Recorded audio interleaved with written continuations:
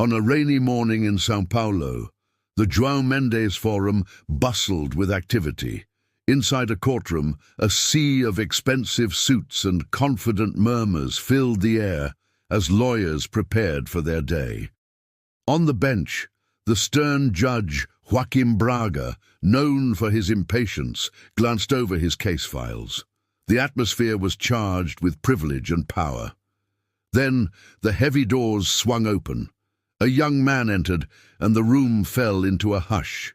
He was thin, dressed in a simple shirt and worn-out shoes, a heavy black backpack slung over his shoulder. This was José Rafael, a 17-year-old black kid from the Favela.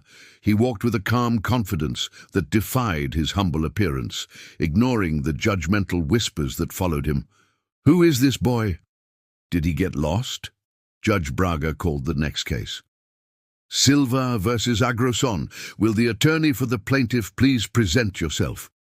To everyone's astonishment, José Rafael stood up and walked to the podium. His voice was firm and clear. "Good morning, Your Honor. I am José Rafael, attorney for Mrs. Marta Silva." A wave of shocked silence swept the room. The judge adjusted his thick glasses, his face a mask of disbelief. "You're the attorney? This is a courtroom, son, not a theater." He laughed sarcastically. "Who let this child in here posing as a lawyer?"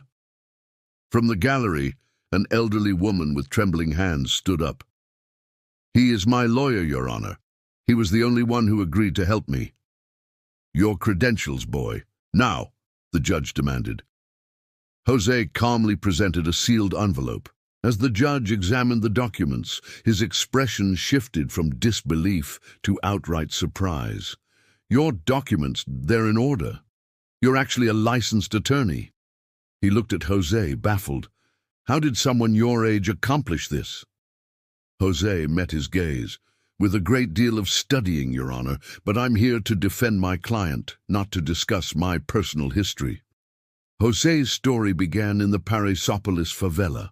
While other kids played outside, a young José would be inside, devouring books by lamplight. His mother, Dona Vera, a cleaner, left before dawn and returned exhausted, but her love fueled his dreams. At 9, his teacher, Professor Arnaldo, saw him solving complex math problems and told him, "You have something special, José. Never let anyone convince you otherwise." He won scholarships, facing down prejudice at elite schools where wealthy classmates told him he didn't belong. But his mother's words echoed louder. "You are my pride, my genius." Driven by a passion for justice, he told her at 15, "I want to be a lawyer, Mom, to help people like us." He joined an accelerated program, graduating with special recognition at just 17. But the real world was harsh. Doors slammed in his face. Law firms saw a kid from the favela, not a brilliant legal mind. Then Dona Marta came to him, her eyes filled with despair. "A big company is trying to take my land, the land my family has had for decades." José looked at the evidence and saw the injustice. He told her, "I don't just believe I can help you, Dona Marta. I know I can." Back in the courtroom, José began his argument. His voice, once a surprise, now commanded attention. "I represent a citizen who has dedicated her life to her family and her home," he began, presenting an original property registration from 1992. He distributed copies, calmly explaining technical details and citing articles from the Brazilian Civil Code on property rights. Then he projected his key evidence. "Here, we see forensic analysis showing clear irregularities in the documents presented by the Agrosón Corporation. The signature discrepancies are undeniable signs of fraud." Judge Braga leaned forward, his skepticism melting away, replaced by intense focus. The opposing counsel, Marcos Tavares, a seasoned lawyer in a $1,000 suit, stood up, a condescending smile on his face. "With all due respect, the young lawyer oversimplifies profound legal nuances." José waited patiently. "What we have presented are not simplifications, but objective facts, Mr. Tavares. Facts that show Agroson's economic power has been used as a weapon to intimidate a common citizen. This court exists to protect the vulnerable. He then presented sworn testimonies from neighbors confirming Dona Marta had lived on that land since the 1990s. Tavares tried to trip him up with technical questions, but José answered each one calmly, his thorough preparation shining through. The whispers in the courtroom had changed. The initial mockery was now replaced with grudging respect. Judge Braga, now fully engaged, asked a probing question. "Mr. Rafael, your argumentation is very well founded. Why did this case even reach court if possession is so clear?" "Because Agroson used its influence to create delays and pressure my client into giving up," José explained. "But Mrs. Silva did not give up, and I am here to ensure that justice prevails." In a final, passionate plea, José's voice filled the room. "This isn't just about documents, Your Honor. It's about a basic principle of justice. Mrs. Silva raised her children on this land. She planted trees that are now taller than this building. It's not just ground, it is her family's history. What is on trial today is the dignity of a citizen who trusted in our legal system." A heavy silence fell over the court. The judge, visibly moved, held up a hand to stop Marcos Tavares. "I will review the evidence. This court is in recess for 1 hour." As José walked back to his seat, Dona Marta grasped his hand, tears streaming down her face. "You've done more than I ever imagined, my boy." When the court resumed, the tension was unbearable. Judge Braga entered, his face serious. He banged his gavel. "After carefully analyzing the evidence and hearing the arguments," he began, his eyes scanning the room, "the court finds that the authenticity of the document presented by Agroson is seriously questioned.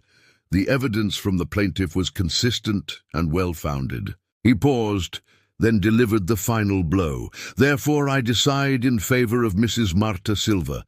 The property remains in her name." The courtroom erupted.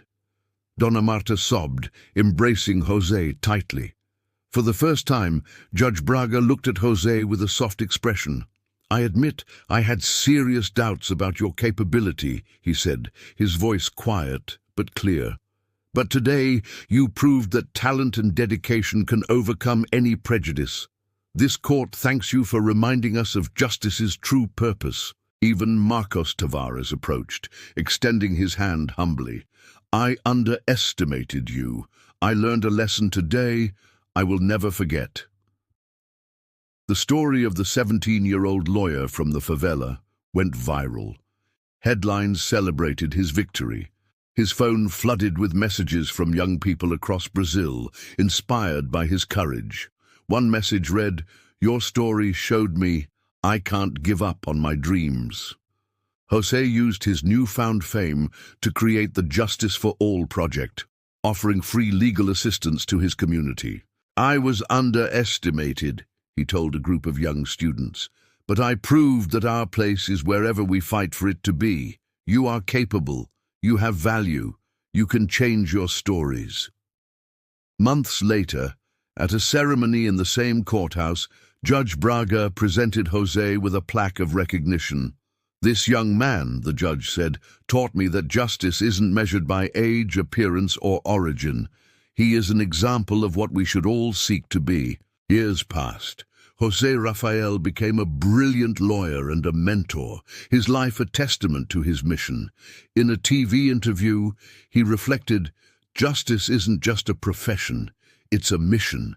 Each of us has the power to make a difference. My story is just beginning, and I hope it inspires others to keep fighting." His legacy lived on in the generation he inspired, the young people who saw a boy from the favela face down a giant and win, proving to the world that talent and determination have no color, no age, and no origin. One genius boy who faced the system and left everyone speechless. Thank you for watching. If this story inspired you, please like this video, subscribe to our channel, and share it with someone who needs to hear it. See you next time.